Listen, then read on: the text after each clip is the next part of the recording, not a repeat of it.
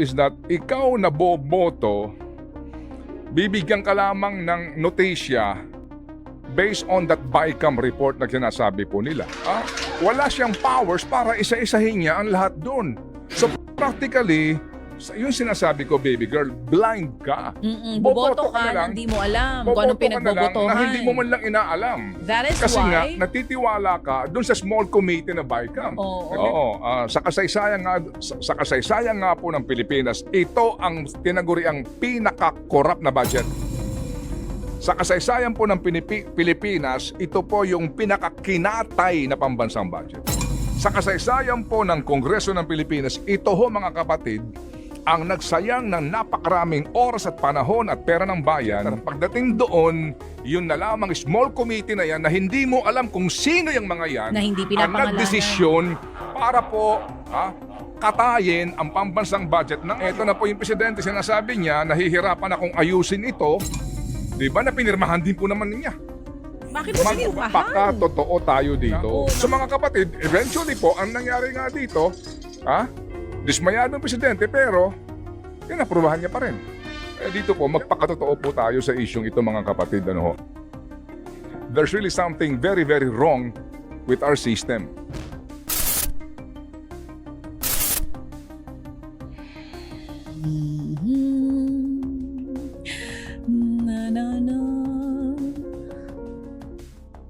Mga kapatid, ang daming comments dito. Mamaya ako na babasahin. Ilatag lang natin to sa punto. Ginagalang ho natin si Congressman Sendanya doon sa kanya pag-abstain. Kasi nga, tama naman siya. Hindi ako bahagi noong budget process hearings . Kasi nga, siya ay nanumpa lamang bilang kongresista representing Akbayan Party List noon lang pong September. That's a very, very valid point, no? Pero yun nga, ito nga po kasi ngayon, naglabas daw, di ba may inilalabas na papel, kopya daw, ng BICAM report na fill in the blanks. Correct, blanco. Okay. So ang tanong nga po natin doon, yung papel na iyon na kung saan po naman denying ang ilang miyembro ng BICAM, pati ang leadership ng both houses. Oo, wala daw ganun. Wala daw hong ganun. Walang ganun. Okay, sige. Natama naman sila dapat ang magsalita about it. Opo, wala daw pong ganun. At may mga ilan din pong senador na hindi ako pumirma ng BICAM report na may blanco Right? Okay. Pero, ano ba totoo? Ang totoo, practically po, hindi ka kung nag-BICAM ng overnight. Ganito po lagi yan Nag-overnight BICAM sila. Ilang araw. Yung small group na sinasabi nila. Small committee. Okay. So, alam nyo, kung gaano kahirap yung budget na yan. Abay, pagkakakapal ho niyan kung hard copy yan. Kung online yan, maduduling ka dyan, mga kapatid. Line per line yan. Napakahirap po niyan. Talagang kung hindi ka bihasa dyan, hindi ka malaping lakson dyan, at ng kanyang staff mga kapatid, hindi mo malalaman yung saan yung mga insertions sa sinasabi po nila, yung mga singit-singit at yung pagpapalit ng mga naaprubahan na po ng magkabilang version ho ng budget, yung Senate po tsaka ng House. So ito ho yun. So kung nag-small committee kayo, wala pang printing yan kasi impossible mag-print ka ng libro niyan, di ho ba? So nasa soft copy ito, nasa computer, kumbaga. Online. So ngayon, isasalang yan doon sa session days ninyo sa plenaryo, and maliban doon sa ilang mga bills na aaprubahan nyo, isasalang yung ratification nito. At dito po mukhang walang nangyari nominal voting. At dito rin nga po, nakita ko po ang attendance mismo, kaya ko alam na present doon si Ginoong Sendanya kasi nakakuha ko ng attendance. At totoo po na wala doon si Congressman Ungab. At ang marka po sa kanya ay absent without notice. At marami-rami sila. Opo, kasi po yung absent without notice, hindi ka nagsabi kung ba't di ka makakapunta. Bigla ka na lang nawala. Kaya nga po, napaka-importante pong panukala, absent ka. Diba? At hindi naman siya nag-iisa. Call nila yun. Karapatan nila yun. Pero sa panahon na aaprubahan mo ang napaka-importanting measure, the most important legislation sa bawat taon ay ang pambansang budget. Dahil napakalaki po ng pera at panahon ng bayan na ginugugol dyan. So, ang punto ho dito is that ikaw na boboto, bibigyan ka lamang ng notisya sa umaga perhaps na sa order of business na nandito na ratification ng budget based on that BICAM report na sinasabi po nila. Kahit na si Superman siguro, si Batman, si Robin, hindi mga kapatid, wala siyang powers para isa-isahin niya ang lahat doon. So practically, yung sinasabi ko, baby girl, blind ka. Boboto ka na hindi mo alam kung anong pinagbobotohan. Na hindi mo man lang inaalam. That is Kasi why... nga, natitiwala ka doon sa small committee na BICAM. Natitiwala ka sa Committee on Appropriations Chairman ninyo. In the Senate, nagtitiwala ka kay Chis Escudero. At doon sa Committee on Finance Chairman at maging sa APRO Chairman po in the lower house. Nang lumabas yung budget, it is called suboptimal by the President. But it was still signed by the President himself. You know what I'm saying? I know what you're saying. Kaya lang ako, hindi naman ako representative, hindi naman tayo member ng Kamara, pero kung ganun nangyari, pinaupo niyo ako doon, tapos hindi ko alam anong pagbobotohan, ang boto ko pa rin siguro, no. Kung ako yun Kasi bakit aaprobahan natin yan? Hindi nga natin alam. Bakit yes ang vote ko dyan? Hindi nga natin alam kung ano itong pinagbobotohan natin Dahil yung sinasabi mo kanina walang available na materials na naibigay. Kaya blinded sila, walang access online. Sinasabi ho ni Mr. Sandanya, he can only speak for himself, correct? Tama naman. Hindi niya sure sa ibang mambabatas kung ganun din na nangyari. Wala akong access. Pero just the same, may access ka man. Wala. Hindi ka Superman para isa-isahin mo, lalo na yung mga departamento na interesado ka. Sa dami nga po niya ng mga linyang yan. Kaya nga tayo nagtatanong ngayon mga kapatid, dito po sa ngayon sa kasaysayan nga po ng Pilipinas, ito ang tinaguriang pinaka-corrupt na budget. Sa kasaysayan po ng Pilipinas, ito po yung pinakakinatay na pambansang budget. Sa kasaysayan po ng Kongreso ng Pilipinas, ito ho mga kapatid, ang nagsayang ng napakaraming oras at panahon at pera ng bayan dahil yung NEP, yung pinanggagalingan ng lahat ng ito, National Expenditure Program, na pinaghihirapan po yan ng napakaraming taong gobyerno pagdating doon sa kanila, kunwari at approve ito, hindi ito, bawas dito, etc. Pagdating doon, yun na lamang small committee na yan na hindi mo alam kung sino yung mga yan na hindi ang nagdesisyon para po katayin ang pambansang budget na ngayon. Eto na po yung presidente, sinasabi niya, nahihirapan akong ayusin ito. Di ba na pinirmahan din po naman niya? Hindi po ba? Bakit mo pinirmahan? Magpakatotoo tayo dito.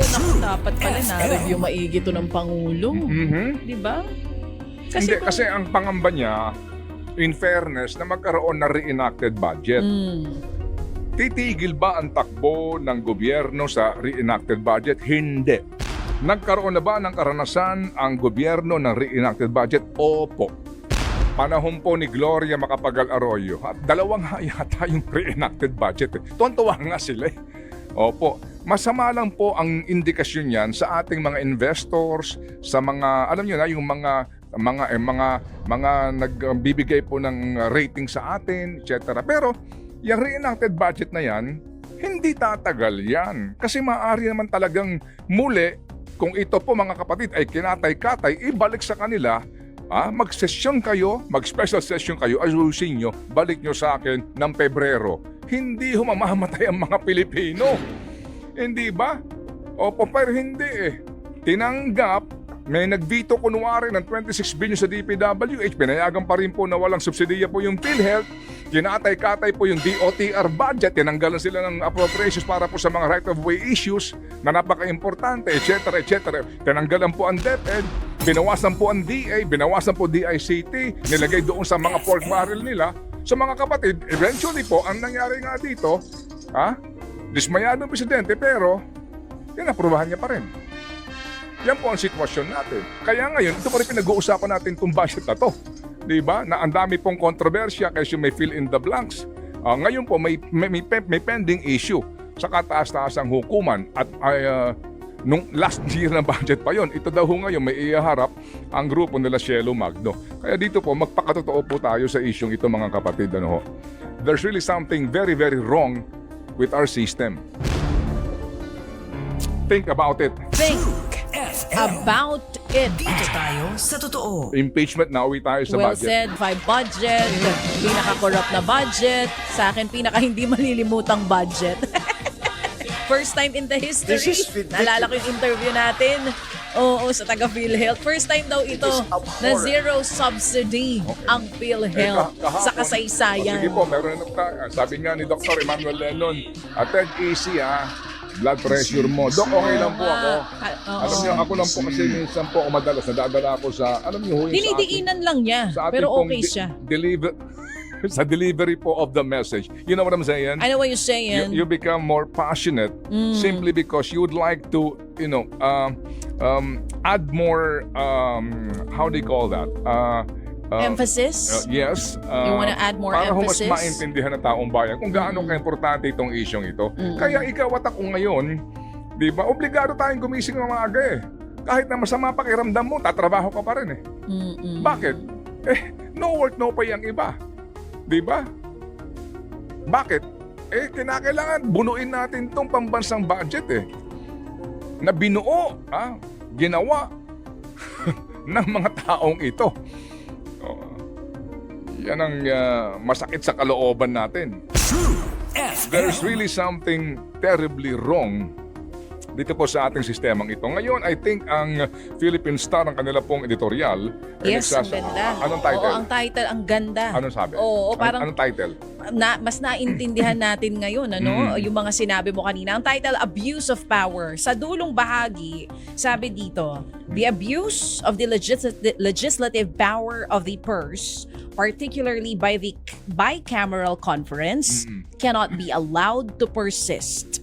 The executive must work with the legislature to prevent a repeat of this abuse. Opo, di po ba? Kasi nga, hindi transparent ito. Sila-sila lang ito. Sino-sino itong mga taong ito na siyang tanging nagdedesisyon kung saan ilalagay ang perang pinaghirapan ninyo, pinaghirapan natin. Sino-sino itong mga to? Di ba? Iilan lang sila, mga kapatid, na nasunod dito po sa pambansang budget na ito. That's the point of the editorial. And tayo pong lahat na nakikinig, nanonood ngayon, mag-isip-isip po tayo kapag hinahayaan natin to, may tuluyan. Kumbaga, mga kapatid, kapag po ganyan na pinauubayan ninyo sa mga taong hindi po lumalantad, para mong inilagay ang buaya sa kulungan ng mga manok. Hindi ba? Fiesta! Yan ho ang sitwasyon dito po sa nangyayari sa pambansang budget na ito. Kaya we really need reforms sa ating pong Kongreso, sa ating pong legislature in both houses of Congress with all due respect. Kaya po yung pinapanukala mga kapatid nitong isang kongresista, the gentleman from Zamboanga City, na lahat daw po ng mga korap mga kapatid, na mapapatunayan na mga korap sa gobyerno, nasa mampung sangay ay firing squad. Firing squad daw. Sarap pag-usapan natin mamaya yan. Pero ang biro-biro nga ng iba, di magkakaroon ng shortage sa bala.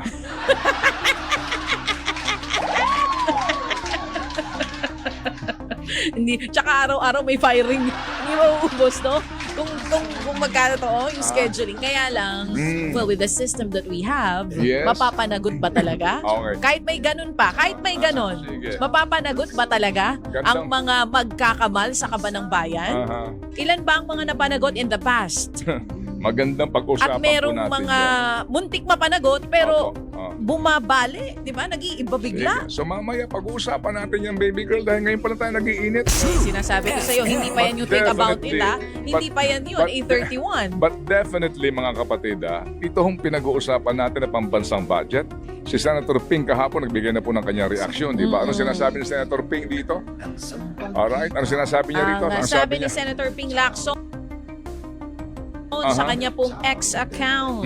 The BICAM report containing blank appropriations and reportedly signed by the Bicameral Conference Committee members looks like repeat of the 2019 GAA when FPRRD vetoed 95.3 billion pesos upon the Soto-led Senate strong representation after we discovered anomalous entries in the printed enrolled bill that were not reflected in the ratified BICAM report. The big difference now is nobody among the present senators. Ulitin ko lang ha, nobody among the present senators dared and cared to scrutinize the budget documents. Hence, this controversy is now brewing. The Filipino taxpayers deserve an explanation. An examination of the enrolled bill printed by the House of Representatives and comparing it with the ratified BICAM report will expose those responsible. Sabi nga sa pelikula, I deserve an explanation. I deserve an acceptable reason. Paliwanag nyo. Now na. Sabi rin sa Walang pelikula. tumayo ni isa. Sabi rin sa 24 kayo pelikula. dyan. Oo, sabi rin sa pelikula, pwede second chance.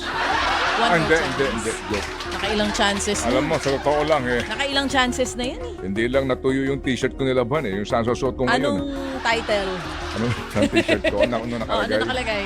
Ang nakalagay sa t-shirt ko, hindi ko lang, sayang, hindi umabot Ate Dina. Ano nakalagay? Nakalagay po, bold letters. Enough is enough.